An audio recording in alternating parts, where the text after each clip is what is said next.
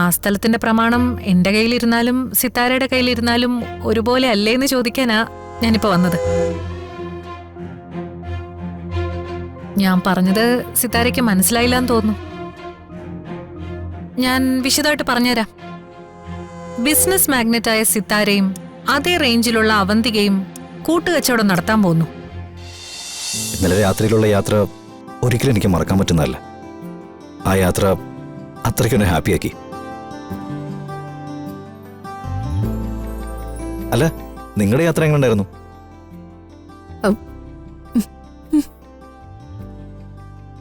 അല്ല, മാണിക്കുഞ്ഞിന് എന്ത് പറ്റി? ഭയങ്കര സൈലന്റ് ആയി പോയല്ലോ. എന്റെ പൊന്നു സാറേ, ഇത്രയൊരു പേടിത്തൊണ്ടനും ദുർബലനുമായ ഒരാളെ ഞാൻ എന്റെ ജീവിതത്തിൽ കണ്ടിട്ടില്ല. ഇങ്ങേർക്കേ വർത്താനം പറയാൻ മാത്രമേ അറിയാവൂ. എന്തെങ്കിലും അപകടം വന്നാ അപ്പം മുട്ടുപറയ്ക്കും. മനഃപൂർവ്വം മിണ്ടാതിരിക്കുന്നതല്ല, തണുപ്പടിച്ച് വായെല്ലാം കോച്ചു പിടിച്ചിരിക്കുന്നതാ.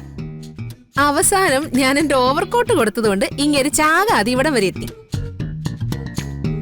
എടോ, ഈ കേൾക്കുന്നൊക്കെ ഉള്ളാണോ മാണിക്കുഞ്ഞ്? ആദ്യമായിട്ട് മാണിക്കുഞ്ഞിന് ഈ പരുവത്തിൽ ഞാൻ കാണുന്നത്. നിൽക്കുന്നുണ്ടല്ലേ ഒന്നും മിണ്ടാതെ. മാണിക്കുഞ്ഞിന്റെ വാഴപ്പച്ച മോളിക്കുട്ടിക്ക് ഞാനൊരു 5 സ്റ്റാർ റേറ്റിംഗ് അങ്ങ് തന്നിരിക്കുന്നു. ഈ വായടപ്പിക്കാൻ ലോകത്ത് ഒരാളെ കൊണ്ടെങ്കിലും സാധിച്ചല്ലോ. മോളിക്കുട്ടിയെ പോലൊരു പെണ്ണിന് മാണിക്കുഞ്ഞിന് ആവശ്യം. ഇതുപോലൊരു പെണ്ണ് മാണിക്കുഞ്ഞിന്റെ ജീവിതത്തിലേക്ക് വന്നാൽ ഞാൻ രക്ഷപ്പെടും. പിന്നെ വാചകോടി അവള് സഹിച്ചാൽ മതിയല്ലോ. മോളിക്കുട്ടി, നിന്നെ പോലെ മാണിക്കുഞ്ഞിനെ ഒതുക്കി നിർത്താൻ പറ്റുന്ന ഒരു പെൺകുട്ടിയെ നമ്മുടെ മാണിക്കുഞ്ഞിന് കിട്ടുമോ? എവിടെ ഉണ്ടെങ്കിലും പറഞ്ഞു, നമുക്ക് ആലോചിക്കാം. എന്റെ പൊന്ന് സാറേ, ഇങ്ങേരെ നിലക്ക് നിർത്താൻ പറ്റിയ പെണ്ണുങ്ങളാരും ഈ ഭൂമിയിൽ ഇന്ന് വരെ ജനിച്ചിട്ടില്ല. ഇനി അഥവാ ആരെങ്കിലും ഉണ്ടെങ്കിൽ തന്നെ ഞാൻ ഒരിക്കലും പറയില്ല. അല്ല, ഞാനെന്തിനാ ആ പെണ്ണിന് കഷ്ടകാലം ഉണ്ടാക്കി കൊടുക്കുന്നത്?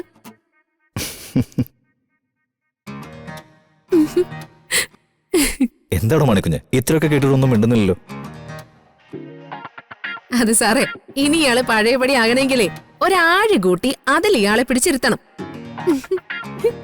ഉള്ള എല്ലാ കിളിയും പോയി നിൽക്കുക. തലയ്ക്ക് ചൂട് പിടിച്ചാ ചിലപ്പോ ശരിയാവുന്ന തോന്നുന്നു.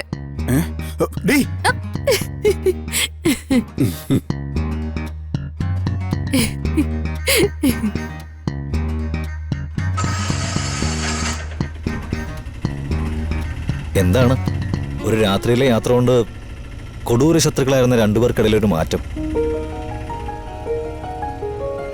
സത്യം പറ മാണിക്കുഞ്ഞെ, എന്താ മനസ്സില്? എന്തോന്നു? എന്റെ മനസ്സിലൊന്നുമില്ല.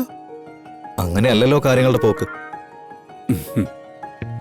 ആദ്യം കണ്ടപ്പോ മുതൽ വഴക്കാവുന്നു, പിന്നീട് ജന്മശത്രുക്കളാവുന്നു.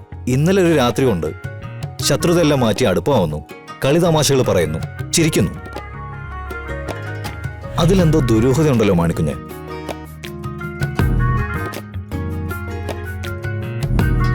ഇനി മാണിക്കുഞ്ഞിനോട് പണിക്കര് പറഞ്ഞ പെൺകുട്ടി ഇതാവോ? സാറേ, വെറുതെ ആവശ്യമില്ലാതൊന്നും പറയല്ലേ. സാറ് ഓരോന്നും സങ്കല്പിച്ചു പറയും. പിന്നെ മോളിക്കുട്ടി കേട്ടാ ആവശ്യമില്ലാത്തൊക്കെ മോളിക്കുട്ടി മനസ്സിൽ കയറി കൂടുകയും ചെയ്യും. എന്തിനാ ആ പാവം പെൺകുട്ടിക്ക് വെറുതെ ഒരു ആഗ്രഹം കൊടുക്കുന്നത്?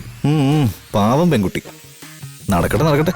ഒന്ന് പോ സാറേ, ചുമ്മാ ആളെ കളിയാക്കാതെ.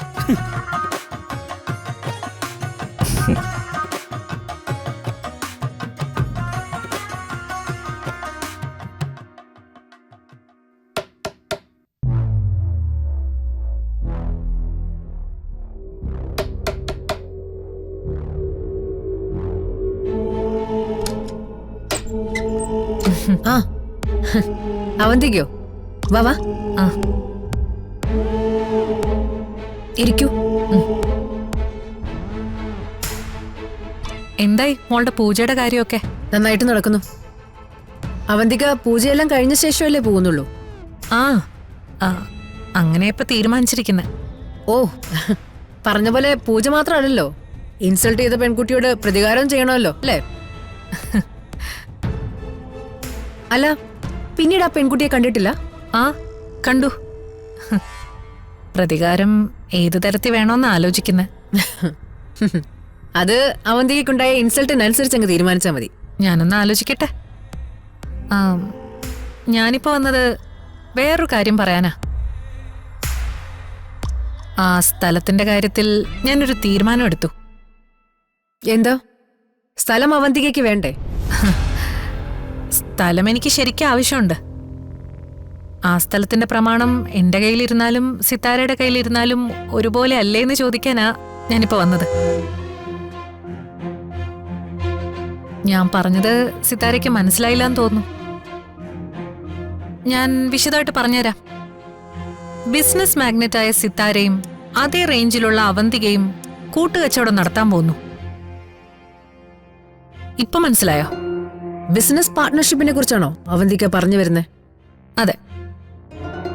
സിറ്റിയിലെ ആ സ്ഥലത്ത് നമ്മള് എന്തെങ്കിലും ഒരു സംരംഭം തുടങ്ങുന്നു. പകുതി ഫണ്ട് എന്റെയും ബാക്കി ഫണ്ട് സിത്താരയുടെയും. ഇതുവരെയുള്ള ബിസിനസ് ഒക്കെ അങ്ങനെ തന്നെ നിന്നോട്ടെ. ഇനി തുടങ്ങുന്നതിനെല്ലാം 50-50. സിത്താര എന്തു പറയുന്നു? അവന്തിക പറയുന്നതിനോട് താല്പര്യക്കുറവൊന്നുമില്ല. ഒരുമിച്ച് ബിസിനസ് ഒക്കെ നടത്തുമ്പോൾ നമുക്കിടയിലുള്ള ഈ ഫ്രണ്ട്ഷിപ്പ് പോവെന്നാണ് എന്റെ പേടി. ഏയ്, അങ്ങനൊരു പേടിയുടെ ആവശ്യമില്ല. നമുക്കിടയിലുള്ള സൗഹൃദം കൂടുകയേ ഉള്ളൂ.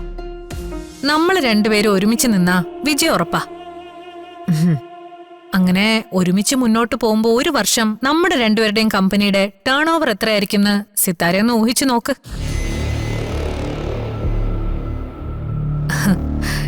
ശരിക്കും നമ്മളിത് കുറച്ചുകാലം മുന്നേ ചെയ്യേണ്ടതായിരുന്നു.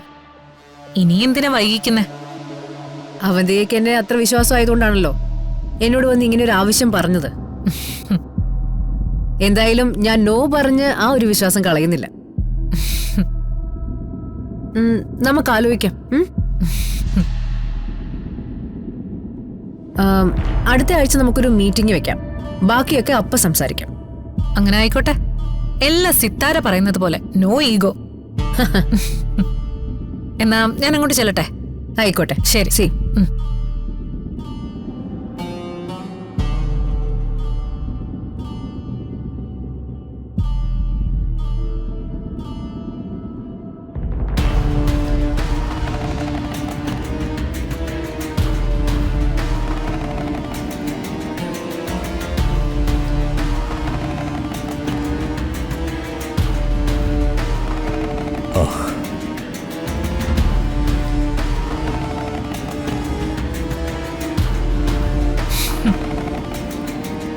എന്തായി?